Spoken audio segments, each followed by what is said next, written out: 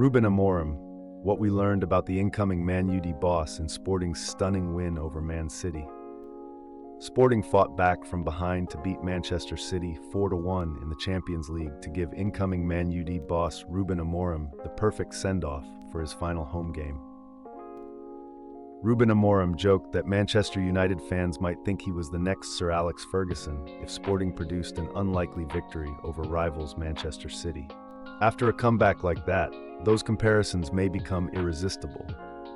Such was the excitement after Sporting's 4-1 Champions League win over the Premier League champions, that it was hard even for the Man Utd social media team to contain it, as evidenced by a timely repost of the club's announcement of their new head coach.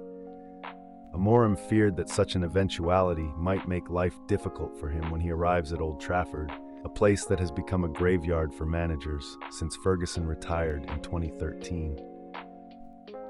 The new arrival doesn't want a false dawn before he's even started.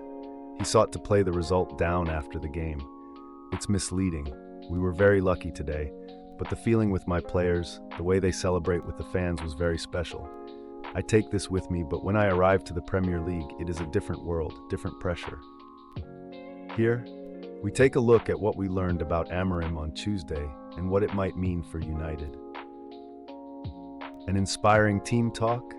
If we focus on what went well for Sporting on Tuesday night, then one major reason for optimism among United fans was the second-half response from the Portuguese champions, who had looked remarkably like Erik ten Hag's side from earlier in the season for large spells of the first half, even if they did go in level at 1-1.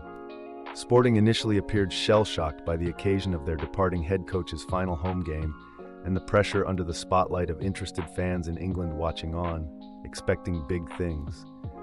They needed something to help them rediscover their confidence. This was a big problem for Ten Hag at United. The team were so often slow starters under his reign, conceding 4 goals in the first 5 minutes of a half of football this season alone. Amorim, on this evidence a far more accomplished communicator, was able not only to calm down his side and restore order, but inspire them to a flying restart, which caught City off guard. Maximiliano Araujo's goal, which gave Sporting a 2-1 lead, came within 20 seconds of the restart, and Victor Gyökeres's first penalty of the night followed just 4 minutes later. That swift response turned the game on its head. United are calling out for some leadership, and while it is sorely needed on the pitch, the arrival of a coach that can inspire renewed confidence in his players surely comes as a positive. Back 3 or a back 5? Amorim likes to play with a back 3, but for much of the game against City, the hosts were shaping up with 5 at the back. This game was always going to be different to most matches. Sporting play as champions in Portugal.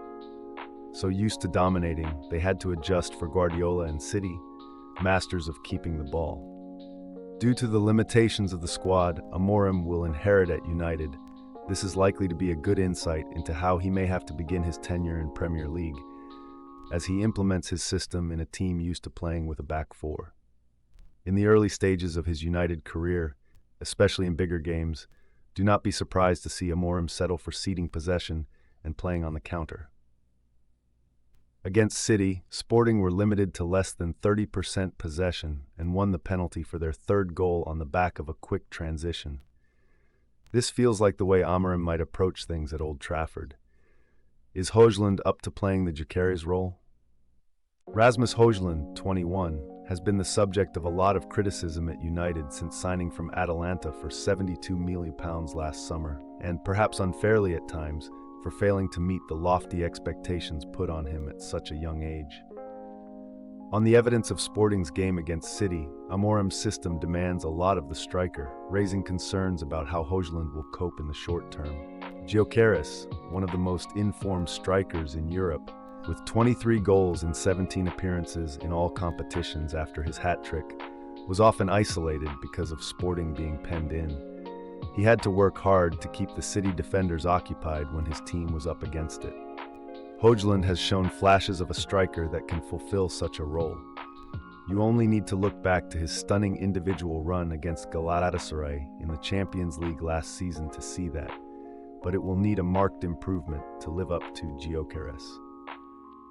Beyond the hard work required, Højlund will inevitably face speculation about the Swede being signed to replace him, and will need to show similar nerve to the Sporting striker, who missed a golden chance against City, yet still ended the night with the match ball. Importance of wingbacks. When Jamie Carragher ran through what he thought Amorim's United side might look like on Monday Night Football, the big point of deliberation was who would play wingback. Seeing the workload on those roles in Sporting's side against Man City, this is likely to be one of the first areas of the squad Amorim addresses when he gets the chance to make signings. When City were on top, they kept finding joy down the wings, particularly Savinho, as he exploited the space in between Araujo, the left wing-back, and Matheus Reis, the left center-back. Finding those spaces out wide is one of the first things opponents tend to do against a back five, with the wing-back and center-back often struggling to identify who should pick up the winger. But once the team had become more settled, the benefit of these players became clear. Just as they can struggle to identify who they should mark, the opposing team struggled to pick them up because of the positions they occupied.